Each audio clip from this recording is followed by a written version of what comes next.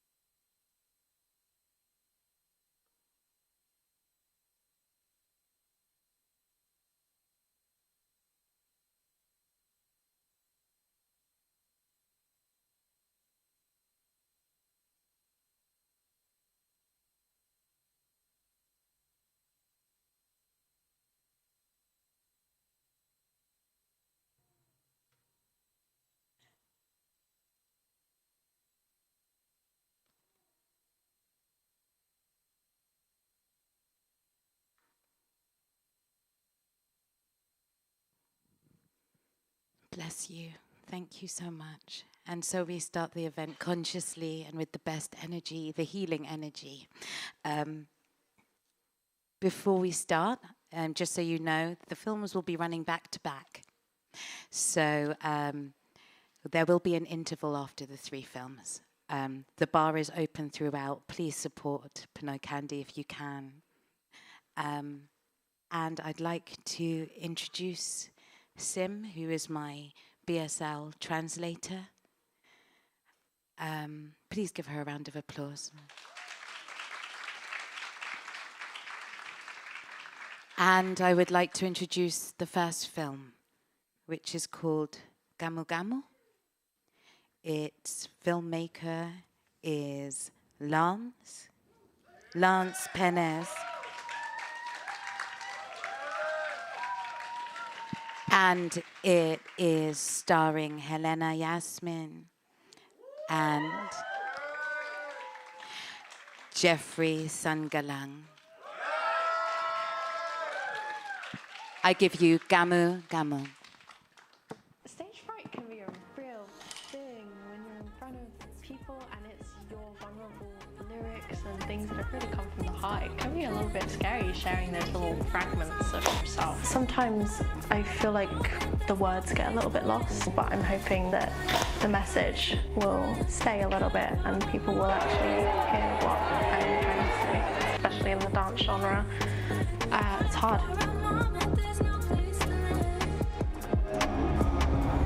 Okay, yeah, but listen to this. Orbiting, circling, misunderstanding.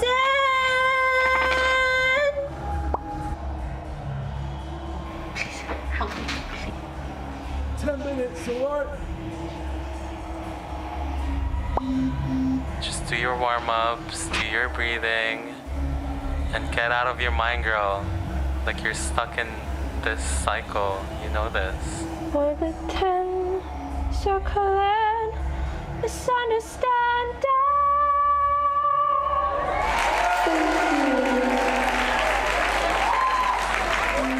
I knew you would be fine. We were docked to this gorgeous port and I found some Wi-Fi in the corner of my room, so you were lucky. Honestly, I'm so proud of you and feeling blessed. Hi Miles, just to let you know I'm gonna be offline for a while, by the way. How's it going? How's the new job going? My mom's asking about your mom, by the way. I think we should get them together. Hey, what are you doing for lunch? Oh, nowhere specific really. I might just go to my usual, actually I might just get a meal deal or something.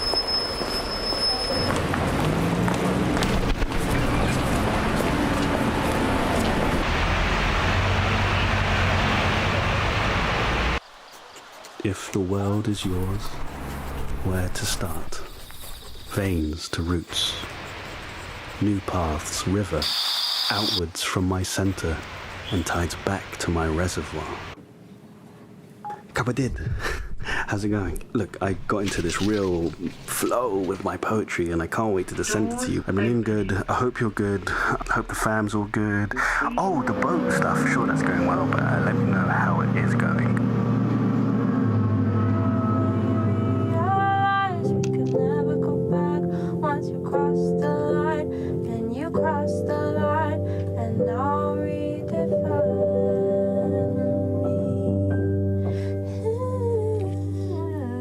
Hey, I'll send feedback at the next port.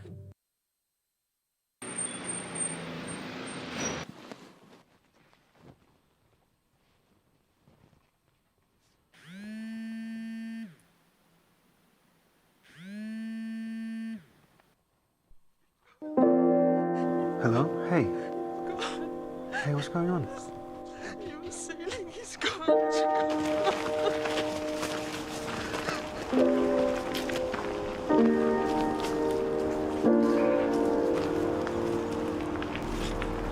I want to introduce this bit of writing. It was something I wrote when me and Carlo had our last trip to the Philippines, and he always encouraged me to share my words. So yeah, this is for you. I love you, bro, and ingat.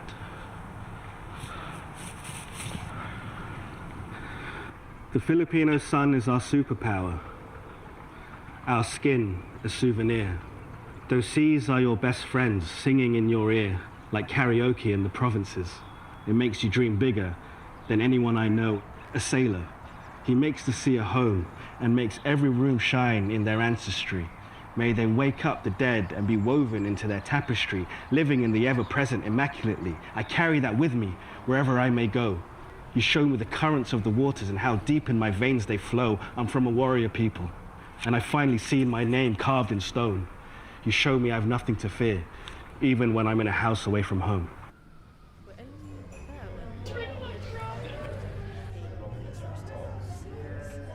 Miles, I just wanted to say thank you for your poem. Okay, the way you performed, that was really powerful. It really moved me. I mean, that means a lot coming from you, actually, because I've heard your music. Are you writing anything at the minute? No. I don't really. I only write when I kind of get inspired, you know. So, and I've got work to do. When you do, send it over. I'd love to hear.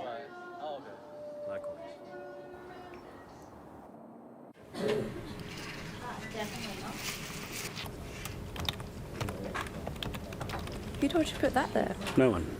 It was my idea. Oh, okay. What are you thinking for lunch? I think I'm gonna wander around until I find something. Okay.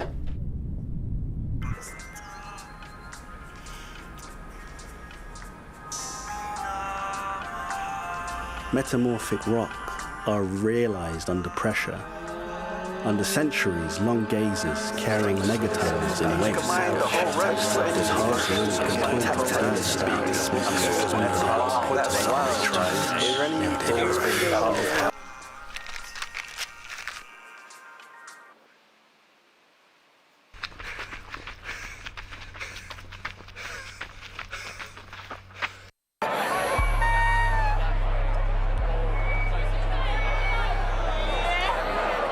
Really sorry, everyone.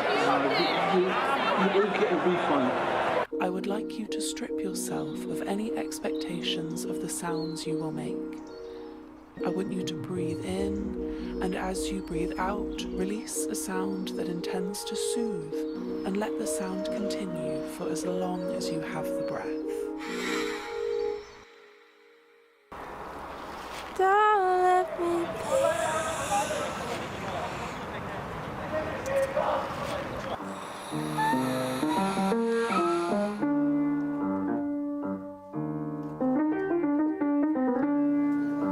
It's the lunch bell.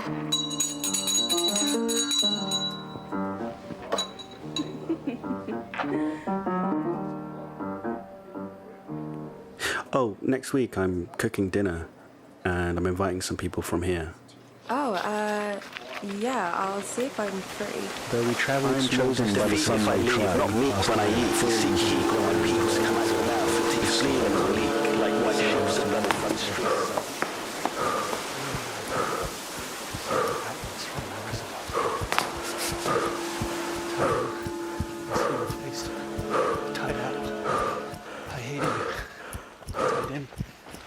I see your face.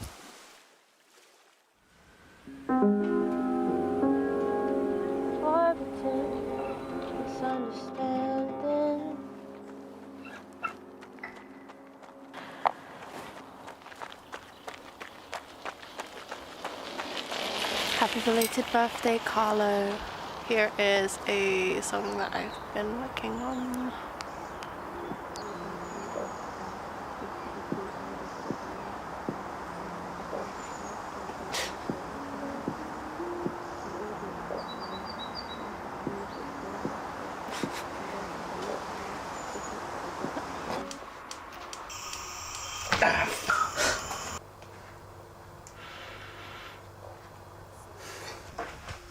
Something's come up and I'm so sorry I'm not going to be able to make it. Yo, I was just calling to say I can't make it, but you should come to this bar in Shoreditch if you want. Yeah, I'll think about it. I'll let you know. Well, just send me the details, alright? Oh, that's a no then. Oh, bye. That was brand new single, Bessie in the Sky by Cell. We want to know what you guys think. Is it worth the viral success? You seem to be a completely different person, and frankly, I don't really like the person that you're turning into. I want you to do well. God knows how many times I've had to play politics with the record label. I mean, I shouldn't be saying this, they've wanted to drop you for a while now. And I've been backing you. I've been the one saying to them, no, she can be the next Adele. She can be the next big star, but where are you?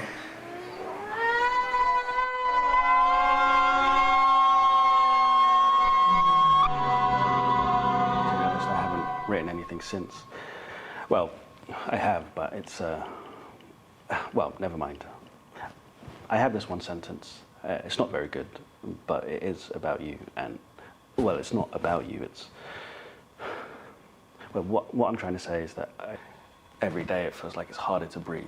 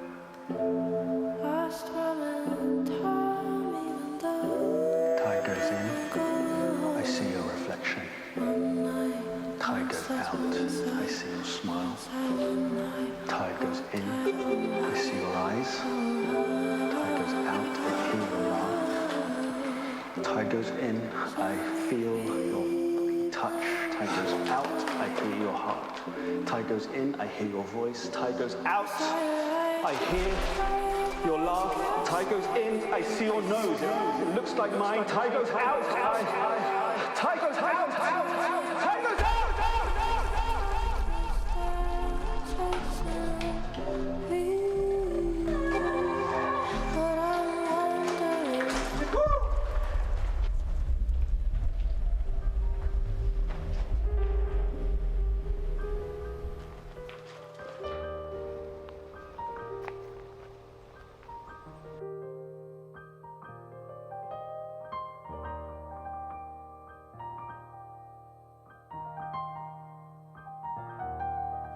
Hey! Hoy! Kapatid! Oh, wait, wait, I'm sorry. I thought you were some random. No. What are you doing here? I come here now and again, whenever it calls to me. How about you? Yeah, I got really drawn to come here today. Oh, did you go to his birthday thing? No. I didn't want to bring the vibe down. Well, the vibe wasn't exactly going to be up there, Miles. True. How about you? Yeah, same. Oh. I actually came here. Same. What? Yeah, I know. No way. I know. Crazy. That is crazy.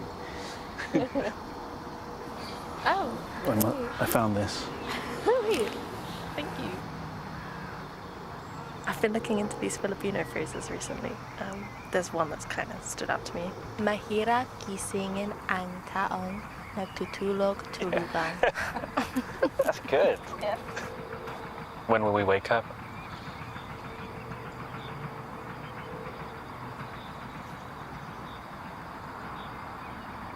Oh, I've got one. Nasa Dios ang awa, nasa tao nagawa.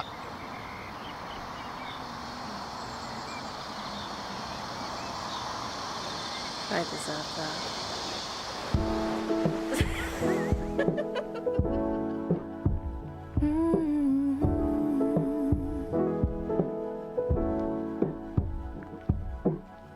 Brown hair, straight teeth, wild smile, baggy jeans. He'd light up every room he walked in. You and I stupid, shy, same head. We had time, at least there was a plan that we thought of. Smiling, but I can't breathe. Head and chest is ringing. At least heaven has gained another blessing. Helpless, what can I do? Your dreams you lay down in truth. Heavy as a moment shared without you. Ripped away, not okay. Left to navigate the black. Maybe tomorrow, face the facts. Wishful thinking can't bring it back. Won't tell the truth, I'm alright. Let today drag into night.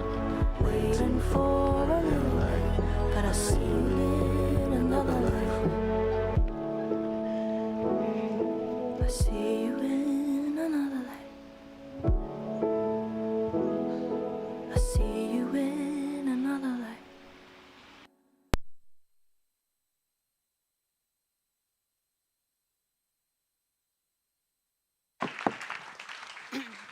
That was amazing. Can I please call to the stage the artists, Lance, Penez, Helena, Yasmin, and Jeffrey D. Sangalang. Can you please come to the stage?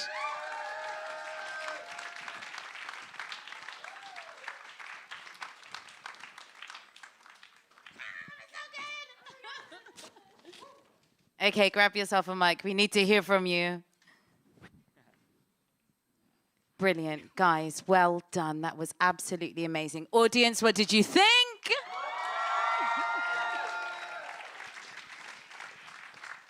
So just, can you, mic check, can you just say who you are, please? Maybe quickly what you do, what you love, your favorite color. Hi. Hello, I'm Helena Yasmin. I'm an actor artist. I wrote all the songs in the film. And I run a community called Healing for Artists. Hello, my name is Jeff de Sangalang. I'm an actor and do a lot of movement as well. And yeah, that's me. Hi, I'm Lance, and I do. I'm a filmmaker and make music. You guys took us there. I feel like I've gone through so many different worlds watching that, through the film, the music, the combination of your gifts that you brought together to make this. Starting, it's called Gamu Gamu. Am I pronouncing that correct? Can you tell me a little bit about why your film is called Gamu Gamu? What does this mean? Yeah, well, basically there's a kind of a, I guess as an image, people in the Philippines sometimes view like moths and butterflies as a kind of as like lost souls or like of relatives, of like passed away relatives, and so when they see it, it's almost like an omen of like someone that has passed. And, so Gamu Gamu means moth. Sorry for the ignorant-minded ones. Okay, and so you called it Gamu. Did the title come first, or did what came first? Mamma mia, we threw you in a room. Like how did you come up with this masterpiece? No, the title actually came. Well, moth was always kind of something we wanted to explore. I feel just having an experience myself of like when my Lola passed away, and I remember seeing a big moth in like my bathroom, and ever since then I was told how that would be her. That's her. So, and I also kind of I did some movement stuff over lockdown where I bought a new lamp, and I was kind of moving with this lamp, and Lance said how it felt like I was the moth as well. So I think moth was something we kind of held on to as a stimulus to start with. But we didn't know where it was going to go after we established that. And so where did the moth go? Because it shows on the screen. I mean, yeah, in some ways, like the moth ended up becoming a symbol of the viewer, as in, for the people that were watching it. It's like, so that's why it's like the camera's flying around all the time, because it's like. Yeah, we were also interested in how. You know how moths always go around a light like this crazily? It's because apparently we learnt this through like our moth research. Moths get attracted to artificial light, and then the light from it, the UV rays, really confuses them and disorientates them. And we kind of tied it back to how sometimes we can have toxic cycles within relationships and love where it is disorientating and you go into the void with this one person and you're both kind of like, I can help you, but it's just, it was built on a very weak foundation, and we wanted to kind of go into what is the relationship between two characters where one could be light, one could be moth, and then how that interchanges and changes over time and through different interpersonal relationships. Beautiful. How did your Filipino identity shape the work that you produced tonight?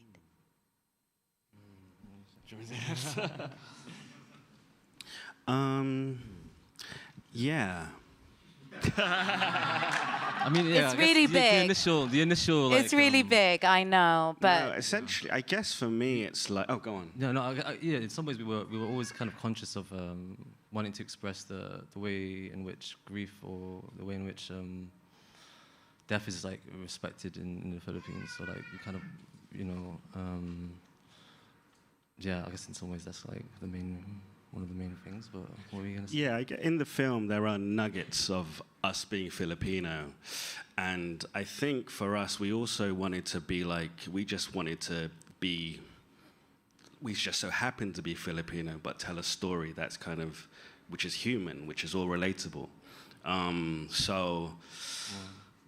I guess seeing our faces on screen, or just kind of, being able to relate to the characters because we look like that certain person, or we know what they're going through.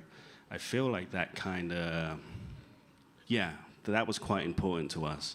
But also, like, there are like real nuggets in there of how much being Filipino is who we are today, and our version of it now, So, yeah.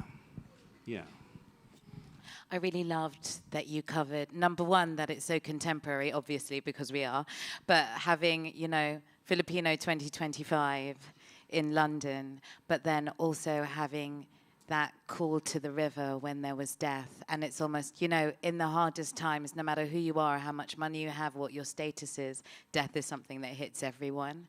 And when it does, how we deal with it, and the power of going back to our ancestry and how our ancestors dealt with it, rather than kind of the Western way, which might contrast with how our ancestors did as well. The theme with the artists, Filipino creatives, I really loved. There was this contrast between someone who doesn't call themselves an artist and waits for the inspiration, and someone who is under a lot of pressure to produce all the time. Could you speak to us a little bit about that contrast and how that came about as a theme in your movie? Yeah, well, I guess because of the initial workshops, and of course, like the first day that you held us in the space, like we had this, in some ways, while we were making this, a lot of the time we were literally just trying to reflect our time, together at the first week, and how we bonded, and all of us being creatives and Filipinos, and that was just, like, it was in some ways, like the beginning seed, and like the most amazing kind of, that's what led us into this, I think, in a really heavy way. It was like, appreciating it, and then wanted to give back to it, and then understanding that the film can't only be about grief, that the journey of the characters also have to have, in some ways, their own issues that are in some ways catalyzed by grief. So it became important to take everyone, take each of these characters into their own hero and heroine's journey. Yeah, and we also wanted to speak to inner child journey healings as well. And I think a lot of humans are inherently creative, even if you don't call yourself a creative. Even the act of journaling is a creative thing, and you don't have to be like, I'm an artist, if you don't prescribe yourself to labels. And we wanted to highlight the fact of what happens when you start moving towards like art is a pressure, or like you can't call yourself something. And we wanted to explore how just deciding to follow your curiosities and your passions can lead you back to the center. And I think art just gives people a way to express things that you're not necessarily able to in your day-to-day lives, and how the characters towards the end come to terms with realizing that they need to go back inside and create from the heart and create from a place that's more truthful and not because of the external pressures. Wonderful. Can I just ask about the bell? The bell on the desk. Yeah. That was actually that was there, and I was kind of, I wasn't sure if it was like calling the ancestors, like, what's the bell? Yeah.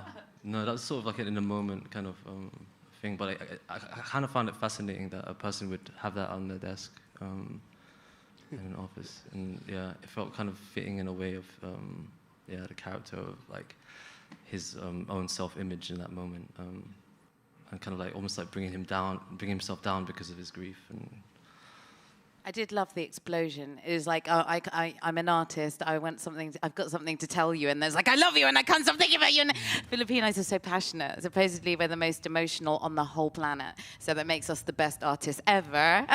And you are the best artists ever. Can we please give them a round of applause, please?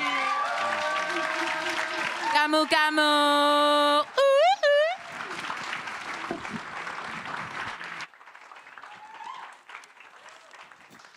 Please know that you will be able to speak to the artists through the evening. Do tell them how amazing they are. They've given their heart and soul, just like the next artist tonight. I would like to present to you, Maharlika, a film called Vessel. It is created by Sam Brain, Jess Nock, and Justin Karma. I give to you Vessel.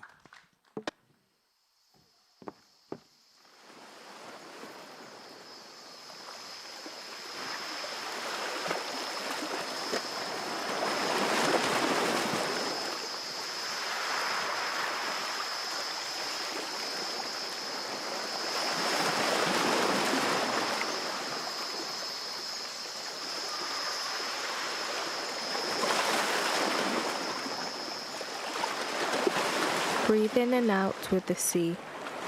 Trust your sun has your back. The city isn't going anywhere.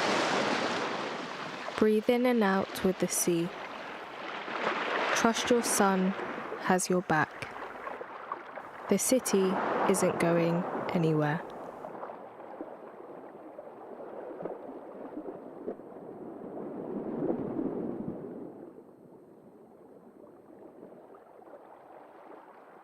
Mother Mary, we entrust to your immaculate heart ourselves, our work, our home, and our family.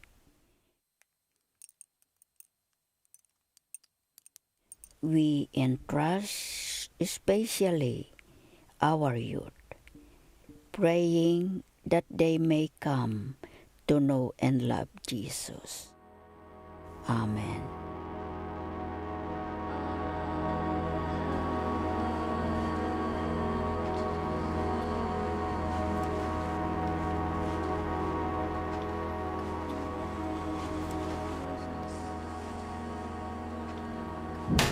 Jay, bakit mo sinira yan?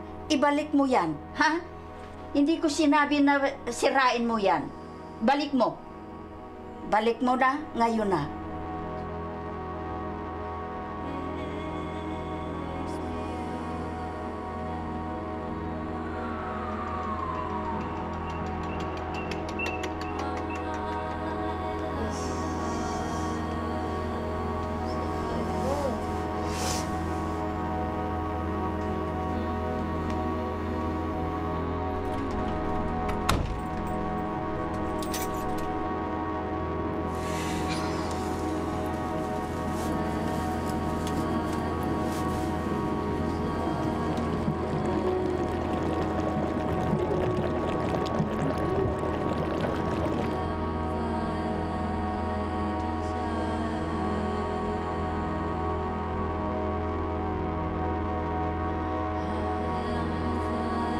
My mind drowns in overwhelm. Our lives, devolving, revolving around squares of metal that leave our spirits unmoving, stagnant, dead inside. My son's eyes are wide. Locked on a screen, I yearn for him to be amongst nature.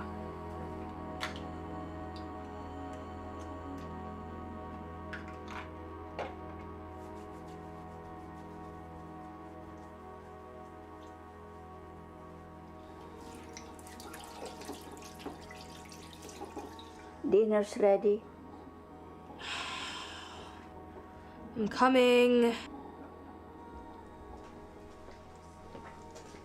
Hey, Mom. Hello.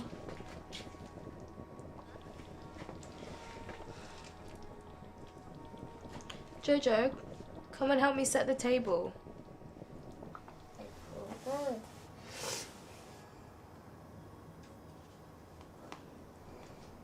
Mum, what did I tell you about too much iPad time? Well, what can I do? You've been working all day. Okay, fine. What makes water holy? How is a single drop supposed to purify us when our sins flow freely into oblivion? Water is supposed to thrive against our skin. I have bottled choppy water. Master this family's sail through torrential wind, crushing and scratching waves against my callous brown hand. For you grace to have this stillness, for you grace to wave this wide ocean of opportunity, trusting the merciful water spirit. I trusted myself into waves that stretch far beyond this horizon. This wave that arched and broke their back to carry my sorrow. So listen, dear anak, this is not the weight for you to carry. You must be the current that keeps on flowing. The current that brought me here. Come on, eat now. Oh, eat.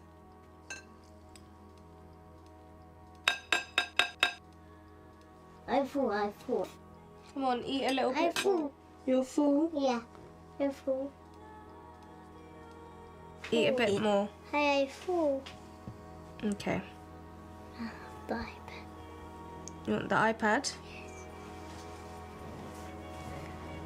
Yes. You want to get the iPad? Yeah. I put cartoons. No, Mum, just leave it. I want to watch the news. Did you speak to Tita Baby?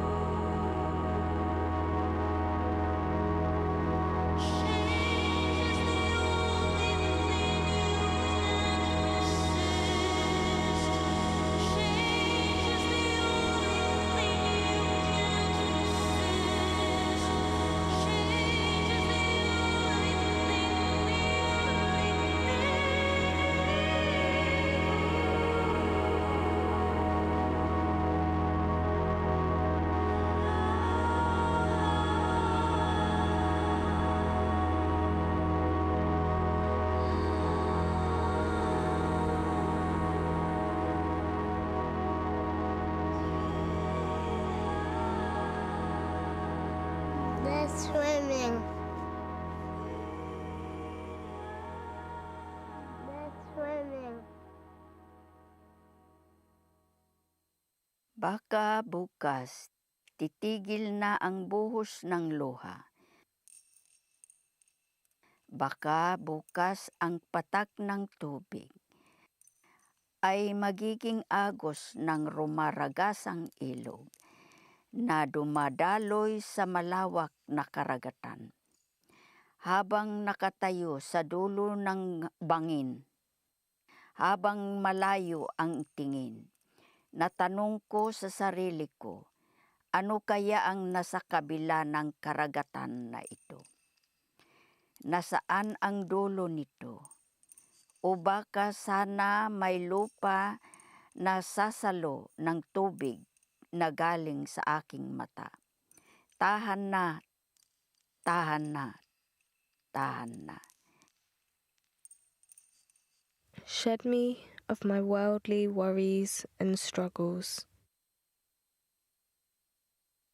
Nourish me to pour into my son. Call us back to the water to sustain us.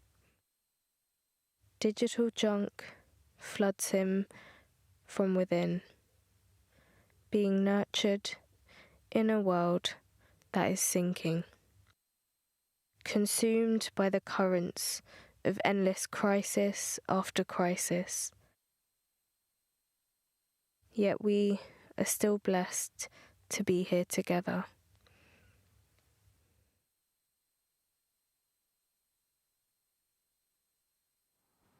Come, time for bed, Jojo. Let's go.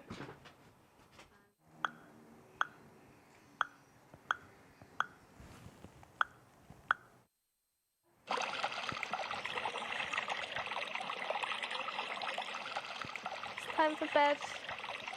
Let's take the iPad. Yeah, you want to tuck yourself in here? Yeah? Come, here. Come, let's go sleep. Let's go sleep. Let's go sleep. Let's go sleep. Let's go sleep. That's enough of the iPad now. Let's go sleep. What are you doing there? I'm trying to fix the vessel that you broke. Can I help you? Yeah, come.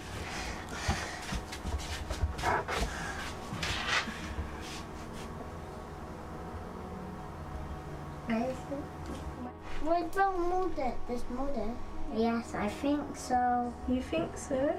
Do you want to hold it? Here, push it down here. Is it sticking? It's sticking. Okay, hold it. Where's Lola? Where's Lola? We're gonna give this back to Lola. Where is she? She's in her room. Is in this house? In her room. Here, hold. Not in this house. Hold it, hold it, hold it. Yeah. Is it fixed? Yes. It's fixed? Yeah. Yeah? Yes. Yes. We fixed it? Yeah. It's fixed now. Go.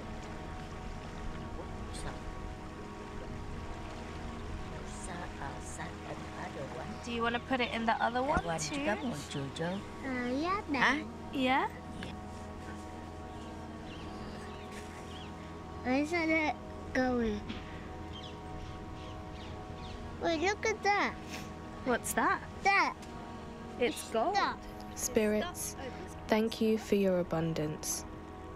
The water remembers and knows who we are. When we pour into these little vessels, they are what matter. Say, Lola, I fixed it for you. I fixed it for you. Thank you. Coming first to that, thank you. Okay, oh, that's the good sign. See?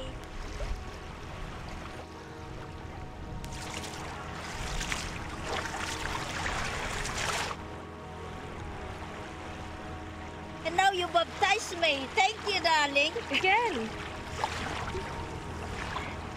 Wow. Okay, thank you. I might give you a hug.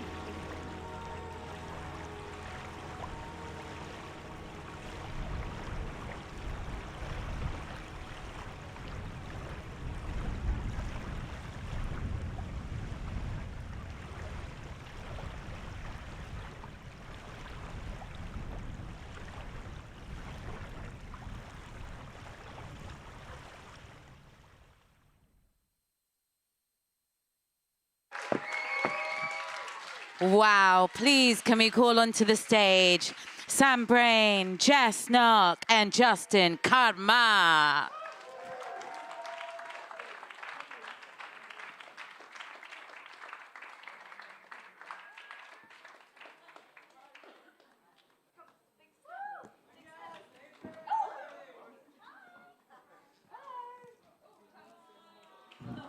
This is so wholesome, guys. This is so wholesome. Please, you are amazing. Well done on your art piece that you created together. Can you please each introduce yourselves and how you contributed to this amazing film, Vessel? I'm Sam, I'm the filmmaker.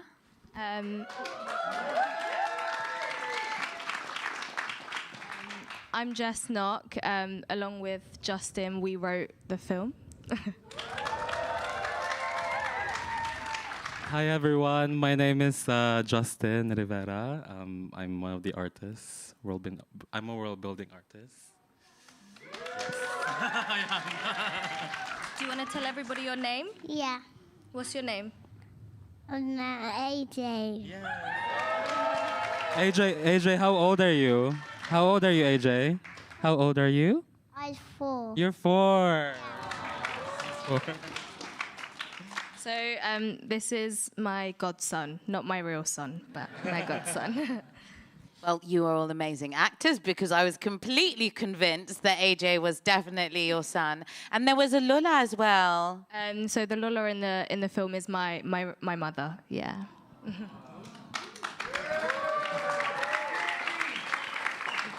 Tita Nelly, by the way, who's in Mindoro right now. So we're sending love. Can you please tell us a little bit about Vessel? Where did you come up with the concept for Vessel? Justin, I think you should start. I guess it came from my recent trip in the Philippines. I was drawn to water a lot, and there was a lot. Yeah. I guess like yeah. I was drawn to water, yeah. Maharlika. Yeah, drawn to water and water spirituality. So in this film, we wanted to kind of like explore water and what water means to us individually, what water means to us as like a community, and yeah, and what water means to little AJ, which seems just to be in his iPad, you know. I really loved the subject about raising families with the Lula there as well, but dealing with these kind of first world problems that we have compared to the problems that they're facing back home in Philippines. I thought that was so interesting a theme. Yeah, because it's. Yes. Yes. Tito? I'm not a Tito yet. I'm sorry, I'm giving away my age. I'm a kuya. Because I'm a tita. I'm so sorry. Sorry, what was the question? Sorry. I was asking about the themes that you raised in the movie, especially about raising a family here, maybe without the village. So I know back home, raising a family, you have your family, you know, your titos, talking about titos and titos. You've got people that can help you. And in the West, I think we're very isolated and often can, if we are lucky, depend on Lula.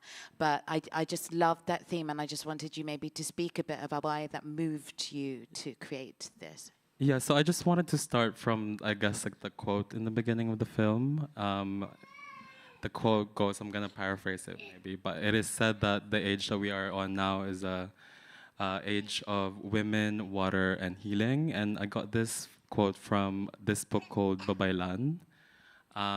So if you could see in the photo over there, there's we had a golden Babaylan, like a spirit present, I guess, in set with AJ. But yeah, we wanted to explore this, also explore this intergenerational relationship between a Filipino mother and like and her daughter, because it speaks a lot to both Jess and I's experience as well. And and our relationship with our mothers. My mom is here. Hi, Mom. Yo, Nana. Hermela is there. Yeah, speak about, you know, their journeys as well, you know, migrating and like having to, you know, sacrifice their lives. Like, you know, that's what they say, you know, sacrifice their lives for us, you know, for us to create, to be creative, you know, to pass down knowledge to the next generation. And Jess is a teacher. I'm going to pass it on to Jess, I guess, because she's really like the core as well, with where the poetic script, as we say, we like to call it, is from. So. Yeah, so thank you, Justin. So professionally, I'm an English teacher, but I've always loved to write poems. And when we were brought together during Maharlika, me and Justin were kind of very much drawn to each other because we wanted to write a film about the water, essentially. My mum is back in Mindoro, so she lives on the beach. And I've always just been called to water, its ability to heal us, to sustain us. You know, we've been brought up as Catholics, so to purify us, you know, to help us cleanse our sins. But we also know that, obviously, sadly, Philippines is suffering with all the typhoons. You know, this is something that is very relentless. And we know that water can also damage and it can also be harmful. But ultimately, you know, we're from an island, and I think a lot of us, and you can even see in the visual arts exhibition, that we are all naturally drawn to water. So we wanted to show how it can be a force that actually unites this disconnected intergenerational family that's obviously struggling. You know, as you mentioned, it's very tough to kind of raise kids without the village, and showing also the fact that sometimes we may give our kids too much screen time, you know, because it's the easy thing to do. We're in this technological world where everything is all on the screen, and it's wanting to just pour into these young people and ensuring that you know, we're raising them in the right way, and raising them in the right way means, you know, them being with their grandparents that are very religious, but then also us making sure that we have enough time, you know, to pour into them and not allow the city to just completely drain us of what's important. So yeah, that's kind of why we wanted to add. I just wanted to add there, because me and Jess had this kind of conversation about, you know, globally what's happening in the world, and like seeing, you know, children, you know, I don't want to go there, but children dying in the world. And then we also just wanted to kind of like, you know, use this film as a moment to show everyone like it is a privilege, you know, to raise a child in today's society, you know. And we can't take this role, you know, as older, like the older generation from them, too lightly and not for granted as well. So just wanted to add that. I love that you were repairing the vessel, because I can also see the vessel as this meat suit, this body that our spirit is inhabiting right now, and that even through the hardship, like you remembered love and joy. Like there were some bits where people were floating on a floaty on the water, and it was like, but even though they're going through the hardest time, they're smiling, and look at us, like we're complaining about the rain, about this, and enough of being resilient. I think we need to toughen up as people as well, you know, and we need to just not be content, like take up space and make sure that everybody has, you know, like a house, food, you know, like the basic needs just for everybody, you know, and like that's also the kind of like what the film carries as well, of, you know, that kind of like looking into our privileges, you know, like even if we're not Nepo babies, we don't have to be Nepo babies. It's beautiful that we have a little king in the movie. Sam, I wanted to ask you about the collaborating process. What was it like collaborating with other Filipino artists in one room? And was this your first time doing it? It's not my first time working with Filipino artists. but it's my first time working in this kind of environment where it was like we were coming up with the film in this really short time scale. And what was the time scale that you guys had? We met and started working together in August until then. We wrote the film, shot the film, edited everything until now. So did you guys fly to Philippines? No, that's Rice at Lido. Stop it! Yeah, we were really blessed by the weather gods, I have to say. Yeah, I asked the spirits. And coming up with the idea when you are from different creative disciplines, how was it working together and kind of fine-tuning that into one piece? I think we all found it like challenging but also very productive to work as a three. So there were definitely things that, like in my work, I wouldn't have maybe like had been brave enough to go near, like for example the flooding or the like I guess the intergenerational relationships. But there were lots of things that we all had to compromise on, or things that we desperately wanted to put in, but we didn't feel we had space, or we didn't have enough time on set. So it was a really, really positive experience, I think, at least for me. I hope for you guys as well. Oh yeah, 100%. Like this is not the first and only film that we're gonna make together, and you know, like this is gonna be. We're only just like in the fourth wave as well. This is just the fourth wave, and just wanted to give credit to the previous waves that, you know, definitely. that made this happen. You guys run so that we could sit down here. So thank you, Chris, Chi, Raj, everybody. Thank you. Beautiful. Round of applause, please. That's so. Take a bow. Take a bow. Take a bow. Take a bow. Dali. And AJ.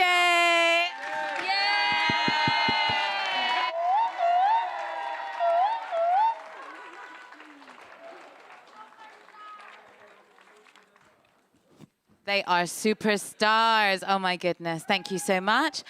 And moving on, we have our last installment for you tonight. Breathe in and breathe out. The next film is called I Am Philippines, and it is created by Danielle, Ureta-Spontak, and Charo, Galura. I Am Philippines.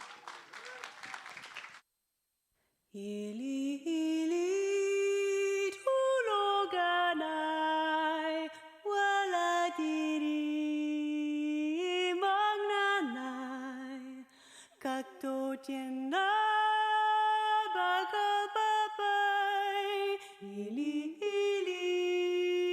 tuloganay.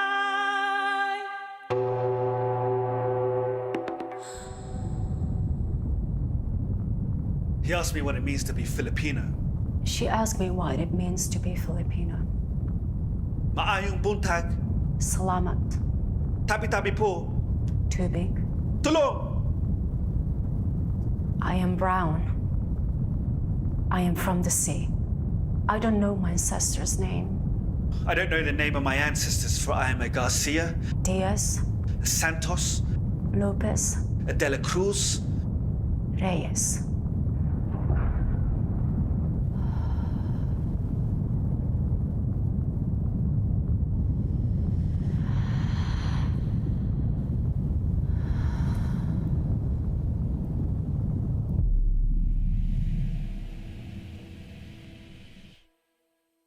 I told them what it means to be Filipino.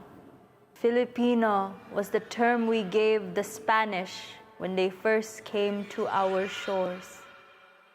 Now we are 120 million people on more than 7,000 islands. We have 185 languages. We are bilingual, trilingual people, sometimes more. We have so much wealth and so much poverty.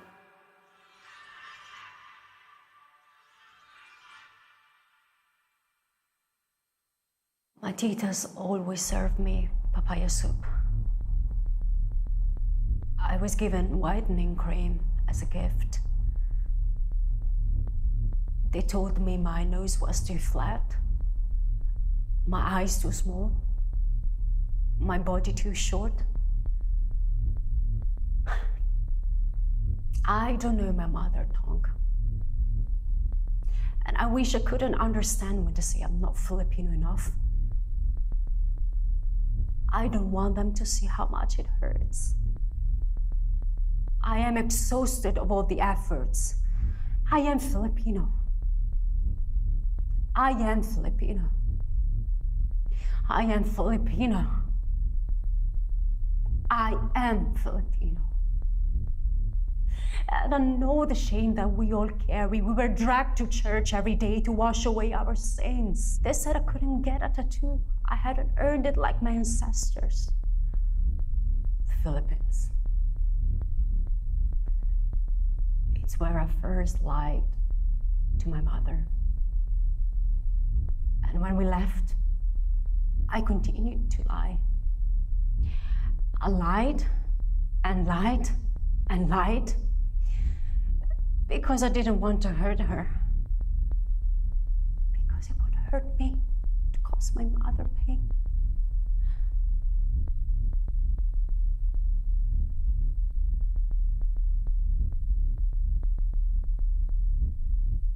She's been through a lot. She left her land, our land, for a better life. What does that mean? She's not happy. I don't know how to make her happy. The last thing my mother taught me was how to cook adobo. I remember her gentle hands as she poured the soy sauce. She told me I was like the onions, sharp. I sting her eyes when she cuts me. And I told her she was the chicken, afraid of change.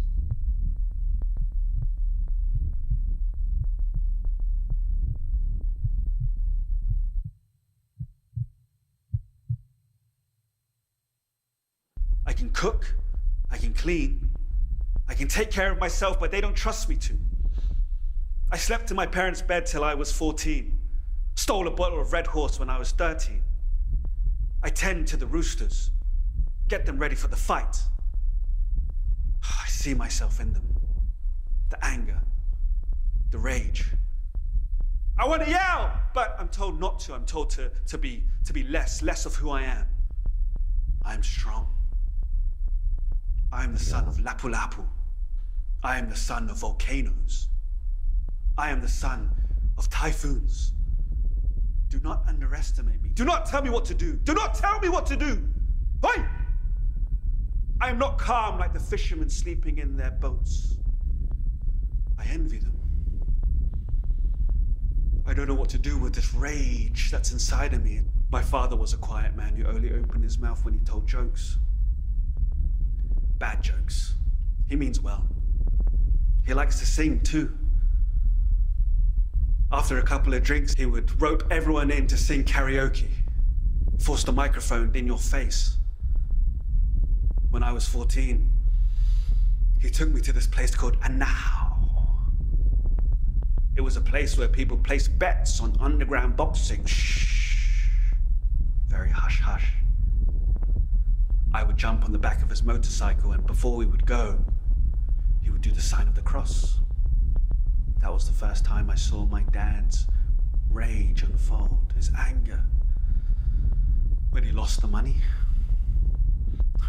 for the new motorcycle, the money for my sister's tuition, the money for my mother's treatment. You get a good job now, son, huh? You earn a lot of money. So being an artist says, no. Ano yan? Artist. And then he'll raise his fists and drink some more, and he would think he's one of the boxers, because deep down I think he thought he was one of the boxers. And he would be rage! He would be rage!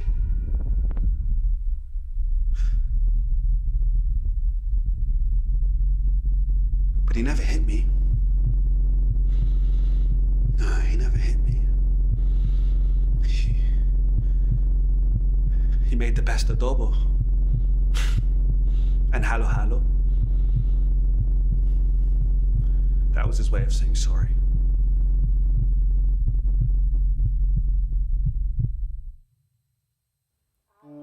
I am the shaman, the spirit leader, the healer, Babaylan. I understand the mysticism you dream of at night. I fly with the hari ng ibon and snap with buaya. I recall the bangus dance, the tukok's kiss, the baboy ramos tusk. You know it, my child. Deep in your bones, you know the melody of mountains and waves of the sea, the firmness of coconuts and soft island breeze. You know the shape-shifting aswang, the sigbin of shadows, the trickster tikbalang. You feel the magic whenever you return home. Home, bye.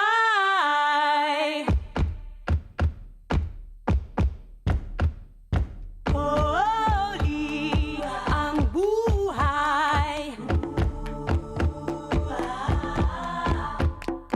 Home, bye. Ina, I'll be home at midnight. Holy ang buhay. Home, bye. Come back and remember the divinity. Our children washing in the rain. Our hands and feet climbing tall trees. Our hearts singing and dancing wild and free. We are the land of barangay fiestas. At every moment, my child, there is a brother, a sister, celebrating in the world.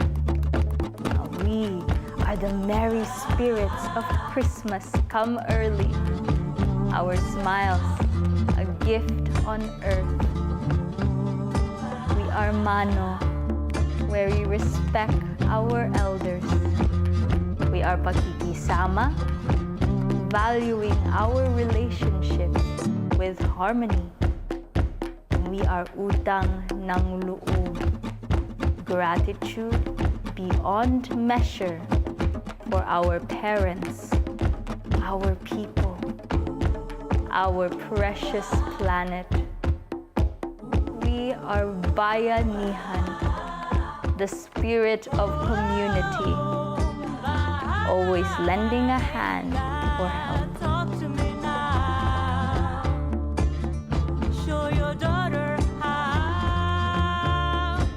And I never laughed like that before with her. We had never acknowledged our weaknesses together. I wish I could take his anger away. And maybe that way mine would disappear, so I can become the person I am and love myself. We are beautiful. We are connected. We are enough. I am going to call my mother and tell her I hope that I will learn her sinigang recipe. I hope she shares with me how hard it's been for her because I am here. He did a lot for us. He provided for us.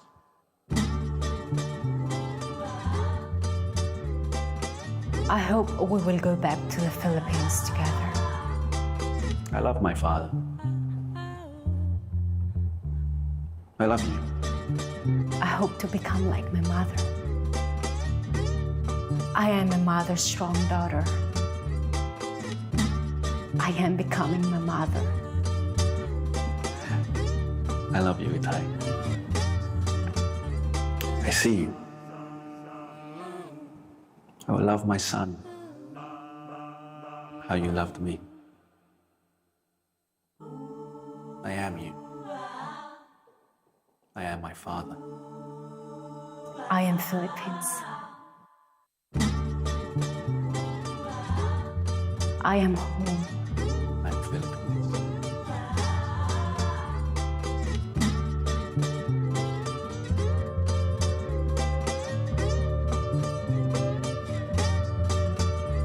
Patay na ako pero ngayong nabuhay uli.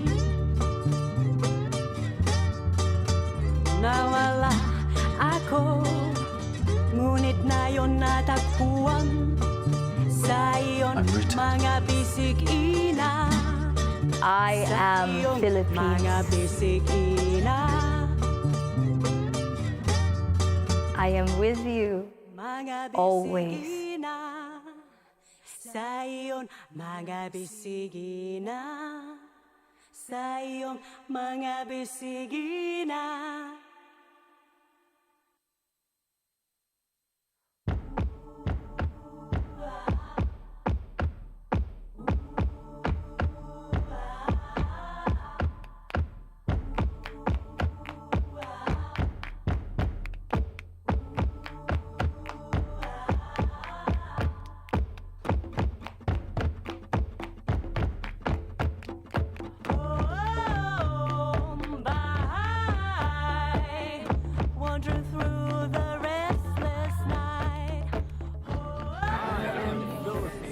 I am free. Ako ay matatag.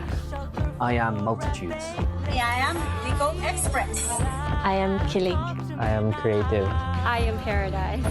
I am community. I'm innovation. I am friendly. I am Pia. I'm a foodie. And I am expression. I am magical. And I'm sunshine. I am too big. And I am powerful. And I am light. I am joyful. I am proud. Sa iyong mga bisig ina.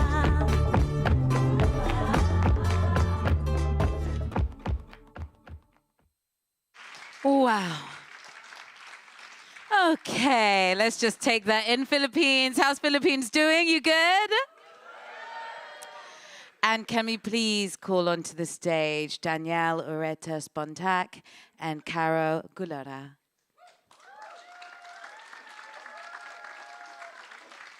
And Jeff, you were secretly in this too.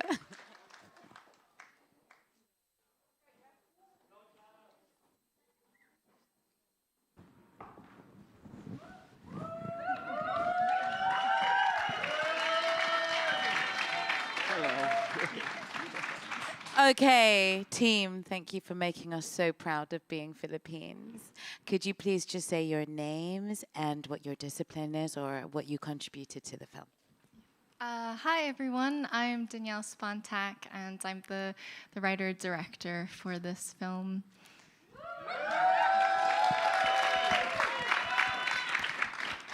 Hi, I'm Charo Galura. I am a music artist. I wrote the music. And I did the sound design, and I directed the performances, and yeah, I also acted on it.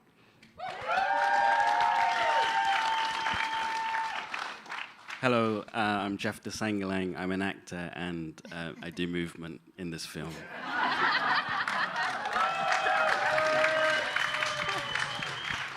Super magical. Do you want to tell us a little bit about how you started, what your starting point was, and how you ended up creating such a wonderful piece? All right. So I was inspired by one of your activities, actually, in the workshop, the first day of Maharlika, and she had us. She asked us what was the golden thread that connected Filipinos together, and that one just really stuck with me. I couldn't get the question out of my head, and for the entire program, I did keep reflecting on what was the golden thread. Initially, what first came to mind was that we're a very joyous people. We're always singing and dancing in the sunshine. But I also wanted to dive deeper and address the other side, maybe the shadow side of the Philippines. And there is a lot of grief, especially with the tragedies and all the typhoons right now. But there's also a lot of, I think, frustration and anger and things holding back the Philippines from really coming to the forefront. So I wanted to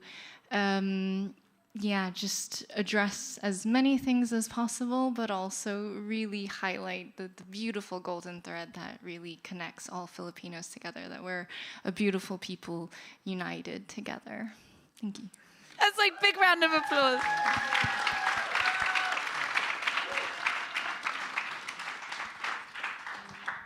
Did you want to speak a little bit about the music? The lyrics were very powerful, and they really worked to bring me personally home.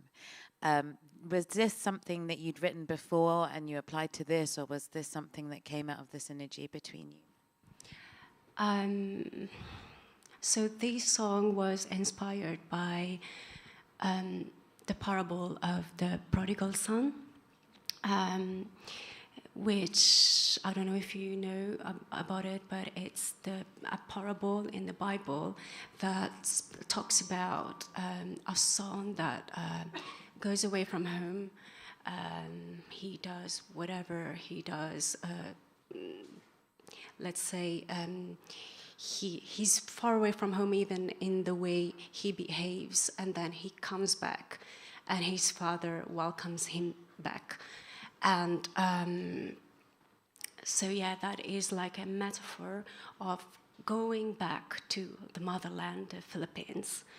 And it is kind of like personal to me as well, because with Maharlika, I made my first step to go back to and face my heritage, which I didn't do before. I was born and raised in Italy, and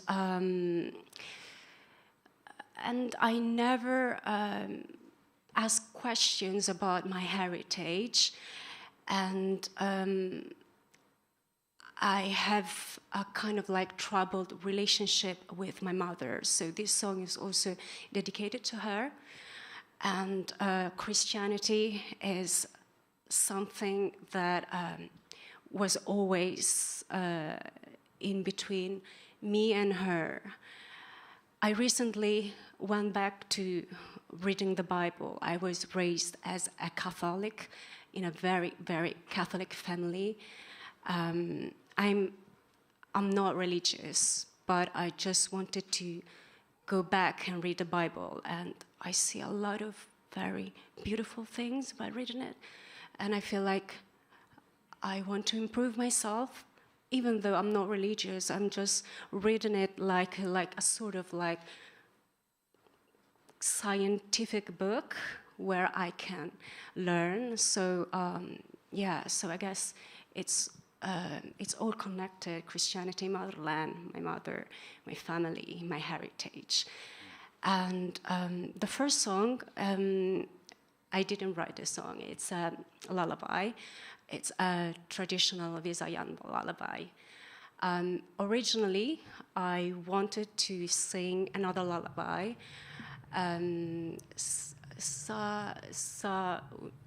Sorry, I don't remember the title.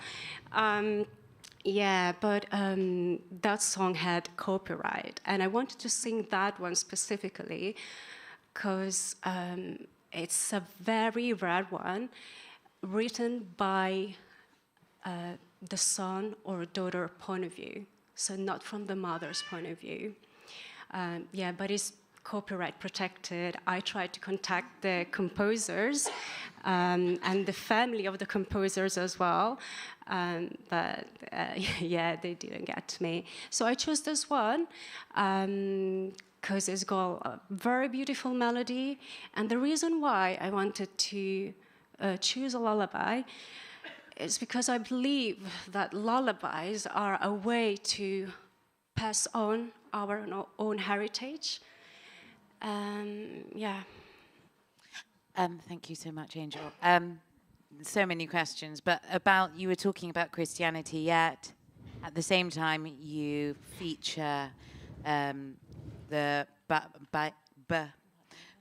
Babalan and Bayanihan. Bayanihan is the community, right? Okay, community. So when you mention the Babayan, I know, like, my mum was is very religious, and this kind of talk isn't spoken about in the house.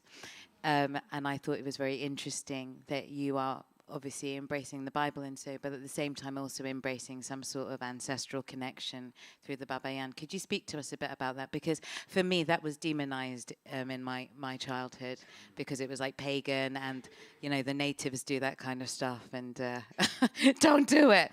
But what kind of wisdom was there in swimming in that wisdom?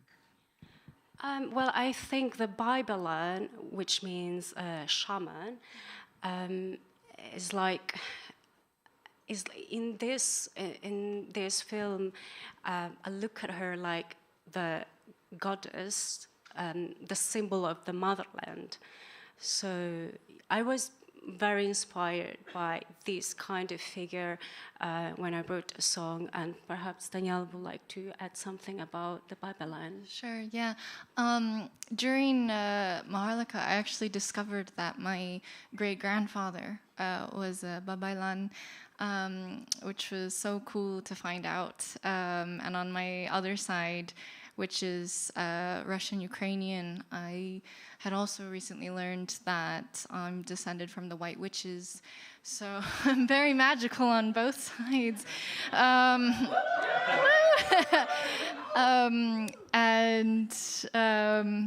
Yeah, I just got derailed now. But I really I learned so much more about the Babaylans through the program, and discovered as well that they were seen actually as having become a fusion of the masculine and the feminine. And two is better than one, right? So I think it was really beautiful at how they were seen as, the most harmonious and embodied of the community, and that was why they often led and really helped and healed people in all kinds of ways, medically, spiritually, and I just really wanted to convey that in the film. Beautiful. And you were talking about the Babayan being both masculine and feminine. Yeah. And in the movie, there was woman and man. Mm-hmm. And I thought that was a really important balance that you struck. Jeff, could I speak to you a bit about your contribution to the film? Number one, your fantastic tattoo, and the story that you narrated to us, how powerful that was. Where did that story come from? So Linda did the tattoos on me, and I kind of... Sexy, and I loved your... And I was, if anything, it was the perfect ritual before filming, because it's like, it felt like war paint, or just like preparation for, I guess, the unknown, but also, but this specifically diving into, I guess, anger in masculinity and like holding that. It was all from Danielle's writing, and we would rehearse and go back and forth, a lot of just like improv and just kind of like trying to figure out where this is coming from, and then on top of that, to be able to move like with that was actually really special for me. It kind of felt like I was in touch with my ancestry. And I always kind of find movement quite interesting, because I don't know, I feel like it's in our heritage, or like, it's as much as language is and as much as food is, movement is in our heritage as well. So it was fun to kind of like explore that, and also explore the kind of dark kind of, I guess, aggression and help, but then the release of like the sun and the light and the balance. So yeah, all of that was just in there. It definitely was. There was a kind of healing of generational trauma of both the masculine and the feminine, and that coming home, which was a journey for everyone, I guess, watching. We've all become part of your hero's journey. And how did you end it? You said, well, you didn't. You ended it with so many words, but it was, you are beautiful, you are connected, and you are enough. Like, regardless of whether you can trace yourself to one of the 7,000 islands or not, that's still true, you know? And I just love that message that you sent out to everyone. What's your plan with this project? Are you guys going to continue working together? Is this the end? It's never the end. I love that. I'd love to continue working with all of the Maharlika people, definitely on other projects. For this film, we would love to continue screening it around London, and even hopefully with some friends in LA and in the Philippines. And to have these screenings where the tickets would pay for disaster relief in the Philippines. So that is our goal, and to also send it to film festivals that emphasize cultural themes and identities. So yeah, that is our plan for it. I'd like to quickly say thank you to my mom in the audience for coming here. And my dad and my brother is watching online back in the States, and to my partner as well. So for all of their support and everyone that was involved, it was so cool to receive the clips from everyone at the end and compile the montage. And we were astounded that everyone picked a different word. So yeah, it was a really cool journey, this whole project. Well, can we just send some positive, wonderful energy for this film, and wherever you send it, may it touch hearts, and may it remind everyone of that golden thread, and may it bring peace, and may it bring healing. Bless you all. Round of applause, please.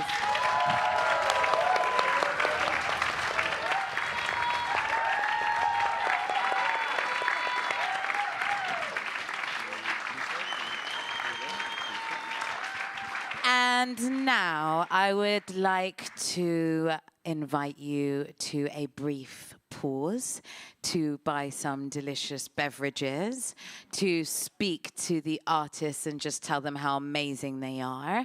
Use the toilet. And come back after 20 minutes. You must be famished. You've taken in a lot. Thank you for being a great audience. One more round of applause, please, and we shall see you shortly.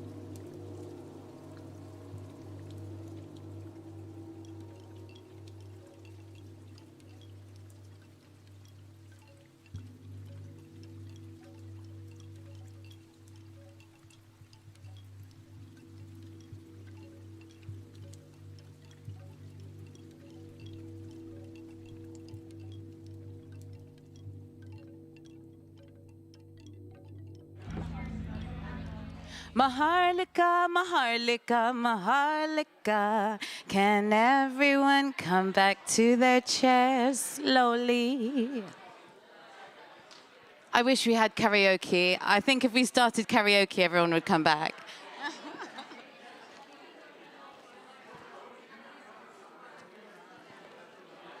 Food smells so nice as well. It's delicious, babe.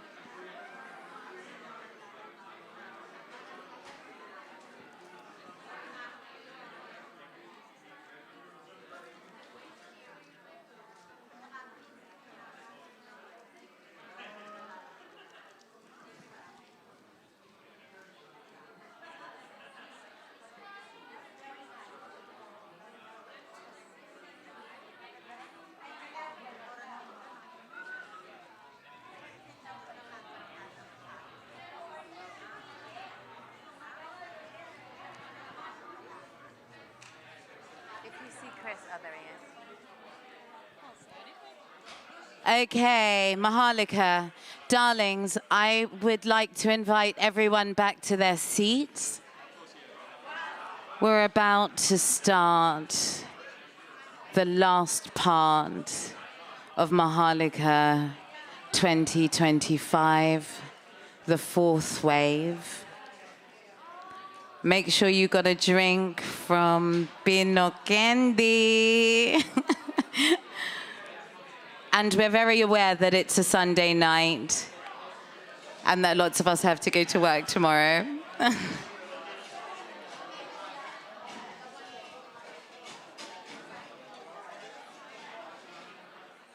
Well done, everyone. Coming in, coming in. Please fill up the seats. Please make yourself cozy. Strap in your seatbelts. Be aware of the exit signs. We are about to take off and send this mothership back home. We have had 3 amazing films and been blessed by some of London's greatest artists who happen to have amazing Filipino heritage. And now I would like to share space with the founder of Maharlika and the reason why we are all here today. If anything you watched today moved you, if it's raised any questions in you or longings in you, if it's made you think about your journey, if it's made you grateful for where you are, if it's made you count your blessings, if it's made you feel reconnected to this mothership that we share, then it's all because of art and the power of art. I can say it a million times, AI has nothing on your story. Everybody's story here is so sacred. And your history is more than 10 years or 100 years or even 600 years. I'm talking our ancestors, 10,000 years. Because colonialism has hit everyone. The love of money, conquering, destroying, erasing histories. That's actually part of everyone's story. Filipino, Guyanese, English, Welsh, French. Your story, if you dig deep enough, has been one of thriving because you are here. So give thanks. And give thanks for Chris Reyes. Can you please give him a round of applause?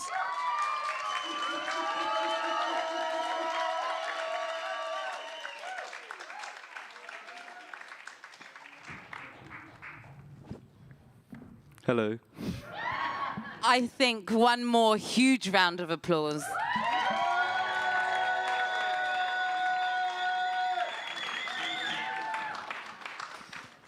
Chris, how do you feel?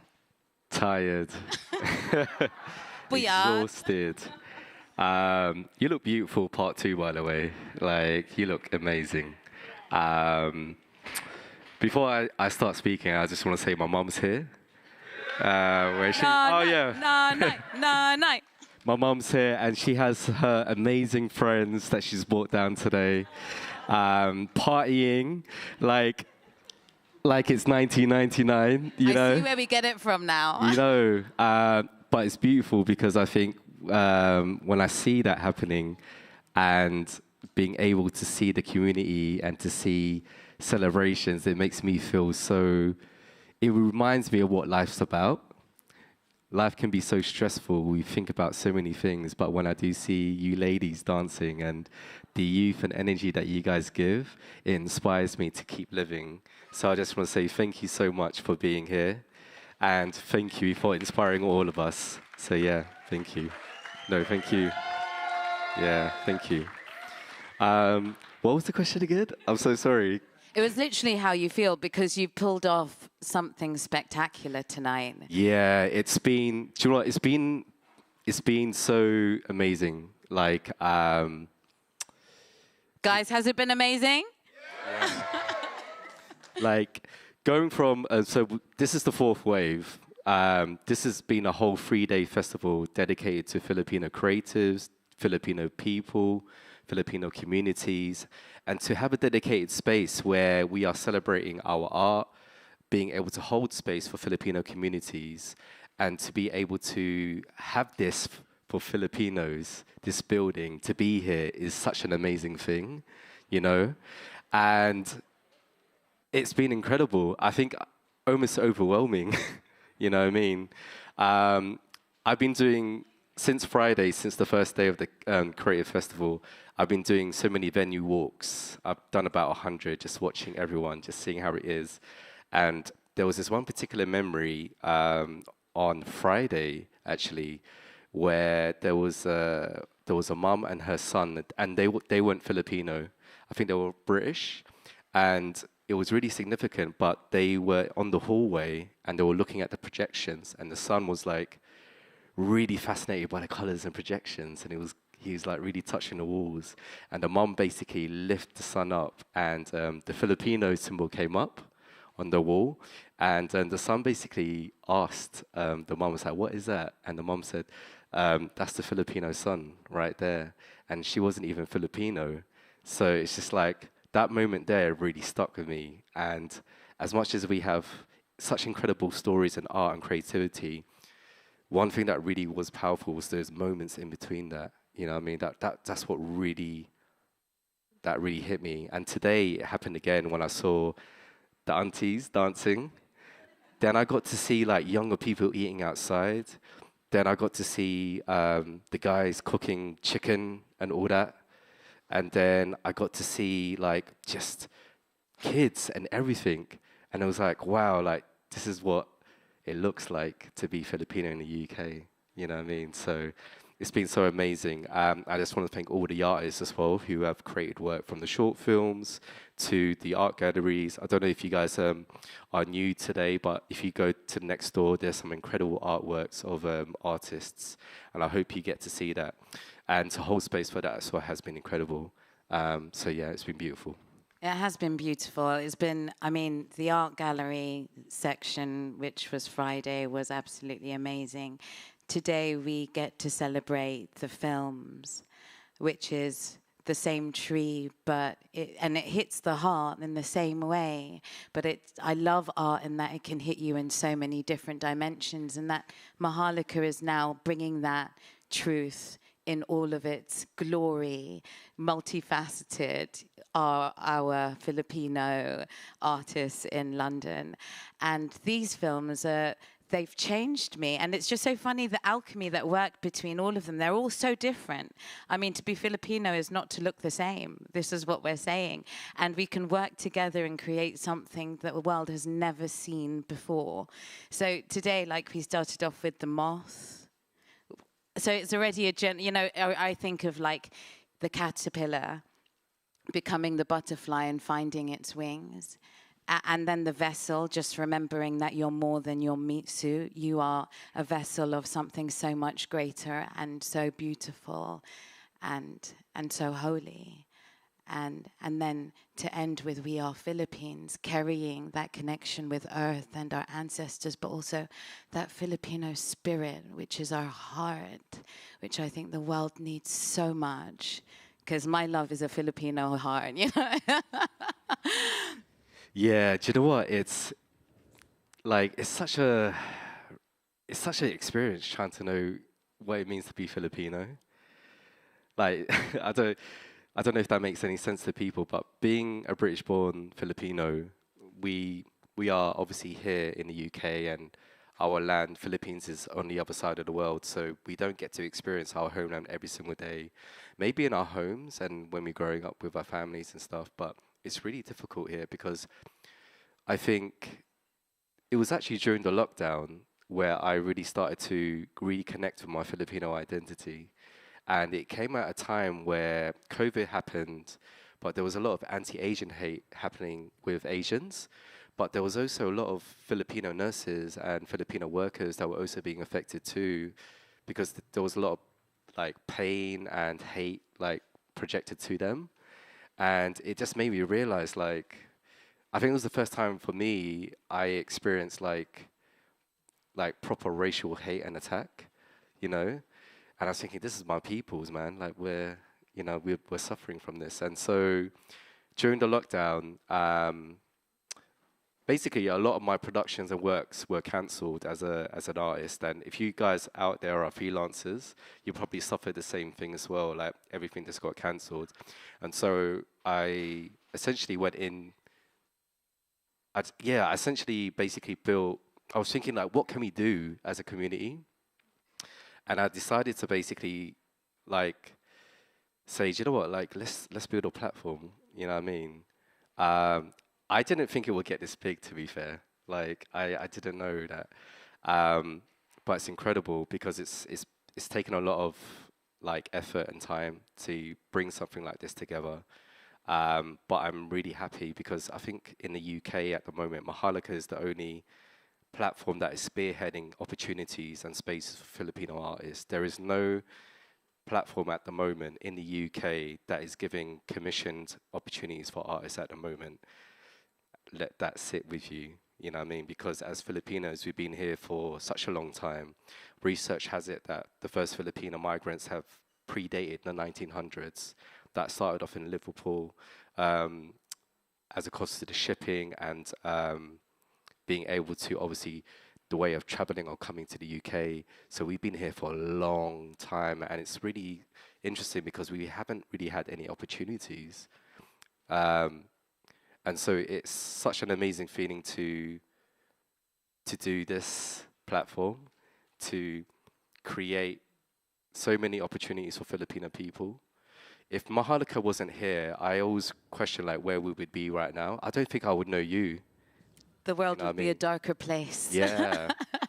Because you done a second wave, and it was through that you're here right now. Absolutely. And it opened up my life, actually, in terms of my art. And like I developed this kind of Afro-Asian futurism from doing Maharlika. And then after Maharlika, I got to bring that to life in a completely different way with Cosmic Jazz. And it's because I was able to fully embrace my Asian side. And before that is just, you know, you look Jamaican. And I was like, actually, I'm Filipino, okay? And I felt really proud. And it brought a certain power to my art and does. Being different is fantastic. You know, all of those spices, don't be ashamed of them. They make you delicious, you know, like sarap. Baby. So, yeah, God bless you for doing that. And just being an artist when you've got Filipino parents, I think is very tricky. I think when the first movie covered that with The Moth, there's like, but you need to make money, you know. But there is also that your voice matters. and your voice is able to move worlds. Your voice is power. And as an artist, you are given space to really use your voice. And when you use your voice, it's not just you speaking, it's your ancestors speaking through you. They've been unheard, and they've got so much wisdom for you, so much love when you feel alone. And living in London, living in this world is so hard. You open your phone, the TV, there's so much negativity. But within you, maybe, is where Philippines really is. And that power to reconnect and remember you are not alone and you belong. Yeah, 100%. Yeah, amen. Amen to that. I think what's really powerful about the Filipino identity right now is that we are still discovering that as a diaspora. I think when I say discovering that, it's not about trying to root it back to the Filipino lands, because that's not our narrative. Our narrative is here in the UK, but we have amazing women like these who have come and settled here, you know, during the 70s, during the 80s. And so we are forming our identity as we speak, you know what I mean? And things like this, things like, you spoke about yourself, about, was it Guyanese and being Filipino, and what does Filipino look like in the UK? We have such a colorful, diverse cultural world. And when I see Philippines, I'm so inspired by you, Sunshine, since Second Wave, and inspired by everyone, but I see Filipino in everything, you know what I mean?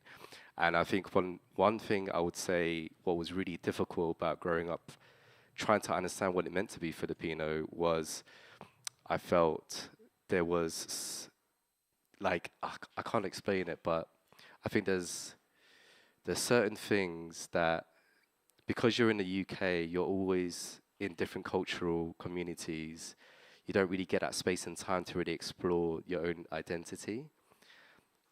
So in a way, it was chaos during the COVID times, but it was also an opportunity to open up something like this. And I think I say this to everyone, as an artist, as a human being, you need chaos in your life. You know, as much as it's very uncomfortable, and we live in a world right now where sensitivities are ultra. And typically what happens, we withdraw a lot. We tend to be very avoidant. We go into the safe space, we take refuge here, and we need those spaces, 100%. But it wasn't designed for long term. So it's like, how do we get out of that? You know what I mean? And when I think about representation, I think it's great that we have these spaces, and it's amazing to see so many Filipinos. But we can't improve representation with just having Filipinos in the space. We need to, as Filipino artists, have to also coexist in other communities and other cultural worlds, and how we hold our space in those spaces. That's how you do representation in my eyes. So one thing I will say is that as a Filipino creative, I've been a creative for over, I'll probably say close to 15 years. I started really young. I encourage all creatives to try to take what you know from, whether you've been a Maharlika or as a individual, try to take it into different spaces, because that's how we are going to improve our representation. We can't just be representative in our local communities. We have to be representative to the whole of the world. I dare you, I challenge you to take the works, whether you're a wave alumni or if you have works already, try to take it into the world and experience fear, but also just do it as well. You know, you have a choice. You can feel fear, but you can always choose, you know. So please do that. And I feel like that's where representation starts and begins. So please diversify. And yeah, I went off on a tangent there, innit? Are you guys cool? Yeah, you're with me, yeah? Sorry, cool. All Does right. anyone have any questions for Chris? No pressure. Yes. Sleep. That's a really good question. I think it's difficult to think about what the next Do you know when they say a business plan, you need like a 3-year business plan or a 5-year business plan? It's really hard because the climate's always changing. And I think with the cultural community, you have to learn what's going on right now, and that always changes. So that's really difficult. I think, so fifth wave is a thing. That's going to be a thing, fifth wave. But more importantly, so next year I'm going to go organization. So right now, for those who don't know how it works, when it comes to getting funding for projects like this, I do it as an individual. So we're not actually an organization yet. It looks like and feels like an organization just because of how well we brand it and how well we support and how well we make it very community driven. But next year we're going to make it official. So we'll probably register as a CIC. And we got the expertise, we got the knowledge, we got I say the manpower, but that's something I want more of. I want a team, I want to build a team. The idea is that we're not just doing wave projects. Wave projects is amazing, but it can only happen once a year just because of how much it costs and how much funding we need to do. But I really want to do smaller projects that bring creative development for artists, so for younger artists, emerging artists. So we have a lot of artists, but there's no spaces for them to develop work or to understand art on a deeper scale. And I think it's very important is like, how do we nurture new artists? And how do we create spaces to create films like this, or to do theatre, or to do other things? So we are going to broaden and create more spaces for these people. So another thing is, like, I'm a theatre maker. I've been creating theatre for over 10 years. But I would love to do more live performances. I love film. And we started doing the art gallery and visual arts, which is incredible. I would love to do live stuff, live performances and live theatre. And I would love to invite you ladies to experience our art as well, because Filipino art is so amazing. When I go into social media, I love seeing Eastern and Southeast art, but when I look at Filipino art, it's so distinct.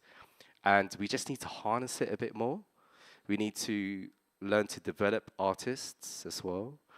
And we will become a very distinct community.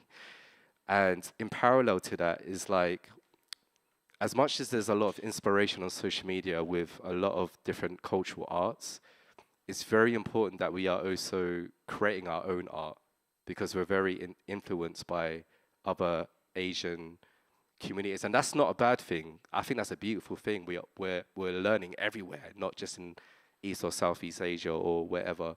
But it's very important. It's like in between the spaces, what is the most authentic thing to you? What is your true identity? And that's very hard to do, but it takes time. So development programs I would love to do. And we'll take it from there, basically. Yeah. And I would love to hold space for like just normal, I say normal, but people that have, just who like to express but never created an art. I would love to hold space for that as well. Just have fun and draw and stuff like that. And yeah, I would love that. I would love to see that. I love that. Yes.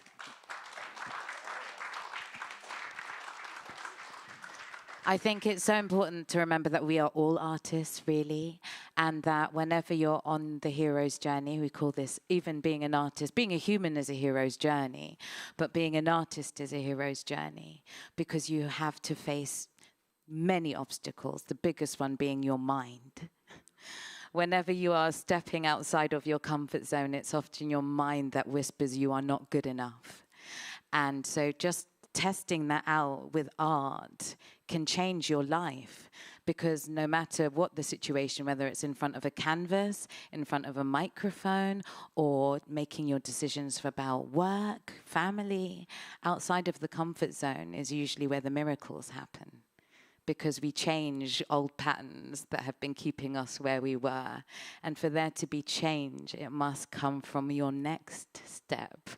So we make every step a prayer, and I love the way that you're doing that with Maharlika. There is no huge plan, but the first step, as long as it's with heart and intention, will always take you home, But sorry, I was gonna say, wow, home. Yeah, sorry. Woo! It's, that's good. Do you know what? Like, it's been beautiful. This. I think one of the challenges about Maharlika is that because it's the only platform that is right now for Filipinos, I think there's a lot of demand and expectations to support, as many people as it can. And the reality is that we can't support everyone. I think that's the most, reality of it. So one thing I would say is, especially to community leaders out there, creative organizers, I would love you guys to, I would love you guys to see what you guys can do to get funding to support your communities, because Maharlika's doing a great thing, but at the same time, we only can support so many people. In order for our community to grow, we have to have more leaders coming up, and we also need to learn the skills to fundraise, the skills to get money. And as much as we are doing our thing, we also have to learn these skills too. So if this is something that you guys want to learn, I'm happy to give this knowledge for free. But it'll be amazing to speak to community leaders out there that are trying to do things, because it can't just be Maharlika UK right now. As much as I do love this platform and it has so many people and it's making great impact, the reality is not just one platform can do it at the moment. So I would love to invite community leaders out there who are sitting down or who are watching the stream right now. If you guys want to take the next step in order to get funding, to pay artists, to pay your community groups to do things like this, please do speak to me, and I will try my best to share as much knowledge and expertise towards it. So I just want to take a moment, everyone, just look at Chris. This, for me, is what leadership is all about. Your leadership is about empowering others to be leaders, and that is what we need in the world more than ever. Please, can we give Chris Reyes a round of applause?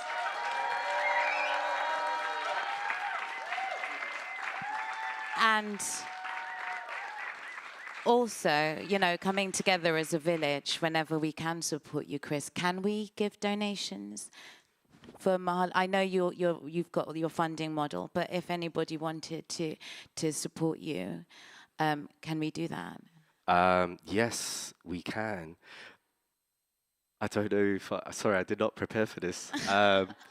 We believe in you, babe. Yeah. So I think first things first is that we are taking donations. So the typhoon that's obviously affected so many in the Philippines, we are taking donations for that. And if you guys would like to help and support the people out there, we do have a donation link. We are working with Balik. Oh, sorry. No, I might be wrong about that.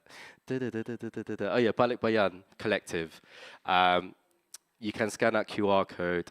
For those that are tuned in live as well, you can scan that barcode and you can donate. And all the money goes towards all these communities straight. So there's no middleman. It's not going to some fancy charity. It's actually going directly to the families who are directly affected by the typhoon at the moment.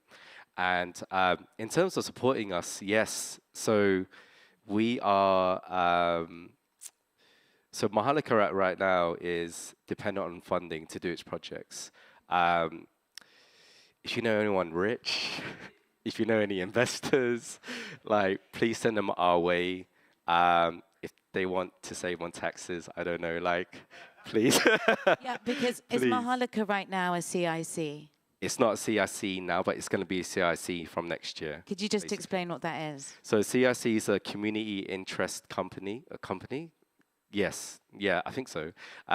Essentially, it's a non-profit, form of non-profit charity organization. So right now we are an independent initiative.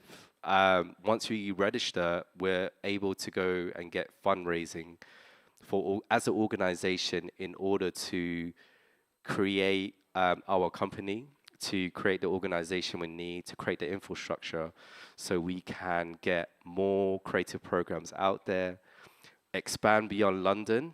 I want to go all the way up to Scotland and say what's up, you know what I mean? Like, we're here. And to be able to support everyone. I think my vision in the most simplistic form is to have creative support and cultural spaces for Filipino creatives across the UK. And I think once I get there, I will rest and listen to hip hop and J Dilla, you know what I mean? So yeah, but that's my vision. And also being able to pass this down one day, because I don't think, I love directing, but it also takes a lot out of me as well. It takes a lot to support everyone. And I'm still an artist as well, because I'm a big believer that if I'm directing and create a platform, I therefore feel I need to also create, and I want to create and inspire other generations to create. So I want to be an artist too. So it'll be amazing to pass this down and to carry on our legacy. So that's the most important thing. So yeah. Okay, so we're training up some next levels so that we can be the tree. Yeah. Okay. So if there's anyone out there that would love to be a part of this organization who's interested in fundraising, partnership building, or just being able to be on the operational side of Maharlika, let's have a talk, because yeah, we need you, and it will be amazing to just fire all gears and just to go crazy, you know what I mean? So yeah. Wonderful. Chris, are we gonna, okay, so before we do, can we do that Maharlika thing?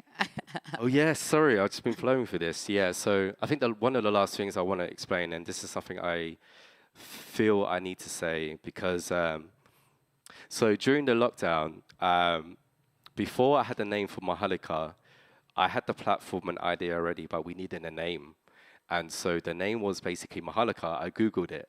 And when I Googled it, it basically came up as a symbol. It basically means, for those that don't know what Maharlika means, it means free man. It means nobleman. It means warrior class. It basically comprises of everything of what our independence as Filipinos are from our colonial roots. And that was really powerful for me during lockdown. And so I decided to call this platform Maharlika. And I think it wasn't until the third wave where I started to realize that there was a lot of political weight to this name, and what is going on in the Philippines. And it's really interesting, because I think this is also part of the diaspora effect, that because we live in the UK, we don't really get to see what's going on in the Philippines. We can't see it. And that's not obviously our fault, but it's also, this is something that is actually happening there. So I also understand that when people see Maharlika from across the world, how it also, affects them. But what I feel like is happening is that in the UK, a lot of Filipino creators are starting to embrace this word, Maharlika, to its purest form, to what it really means. It means to be free. That's what it means, to be empowered. And so because of that, we're in this position now where we can't change the name because we've done so much under this name. But if anything, we are reclaiming what it means to be free man, what's the symbol for it, and being able to change. We can't change what's obviously happened before, but we can absolutely start to create and change things as we go forward. And when I think about healing from trauma or healing from things, there's nothing more better than returning to the thing that obviously hurt us and being able to come to a place where we can unleash ourselves from those shackles and to have this. So just to make it very clear, we don't have any kind of political part. We're not involved in anything. If anything, Maharlika for us is what it really means in the most indigenous, purest Filipino form, which is free man, warrior class, and it's a symbol of our independence from our colonial roots. And you see it in the art that you see it today. You see it in the art since the first wave. You see it in the art when you come through those doors and you go into this art exhibition. It's artists that are like creating and expressing themselves because they want to. They are freeing themselves. And these stories are inspiring more Filipinos to embrace themselves. And this is where we are with Maharlika. It has a deeper purpose. And I'm proud of that. And I hope you guys are proud too. Yeah? So Maharlika, all day. Yeah. It is that golden thread. So when I say Mahar, you say Lika, okay? Are you ready? Okay. Mahar, Mahar, Mahar. And round of applause, please. This has been Chris Reyes. You have been amazing. We have experienced Maharlika, the fourth wave 2025. Blessings to you on your journey. We've made it this far together. Please remember the golden thread that connects all of us and bring that Filipino love with you everywhere you go. Thank you, Sim. Thank you, Sim. And Chris, are there any thank yous that you wanted to say before we go? I hate this because I was supposed to write a list. It's a lot of pressure, darling. Yeah, but there are lots of people behind the scenes that have made this event possible. Yes. Oh, wow, your memory is really good. Yeah, I won't get that book out. So I can't remember everyone's name, but the fourth wave wouldn't have happened because we basically done a fundraise called Together We Build, and there was like people that fundraised and basically gave money towards this project. And because of that, we were able to match the funding that we wanted. So I just want to thank those people. It's in the book. It's only like £3 if you guys want to buy it, but there's a whole wall dedicated to all the names of the people that basically donated towards this. I just want to say thank you so much for that. You guys are heroes. Because of you guys, this is here right now. And thank you so much. So yeah, big up to you guys. Peace.